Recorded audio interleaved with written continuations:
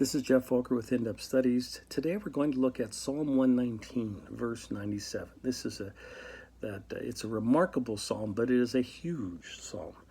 So, lest you are committed to, memorize a psalm a week, this one will challenge you, to say the least. But he says this. David says, "Oh, how I love your law. I meditate on it all day long." Okay, now, admittedly, the law that David is referring to is the Mosaic law, because David lived in the Old Covenant era under the Old Covenant in Israel, where the Mosaic law was the version of God's law that applied to him. Now, some mistakenly think that because David says, "Oh, how I love your law," and David, who was a believer, which both are true, therefore that law must be for us today, and that's false.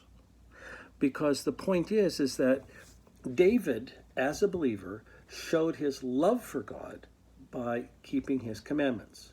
And the version of his commandments that he was under was the 10 Commandments and Mosaic law. We who live this side of Pentecost are under the law of Christ, which is same God, but a different version of law for what he wants to accomplish this side of Pentecost. Because 1 Corinthians chapter 9, 19 to 21, the Apostle Paul is very clear.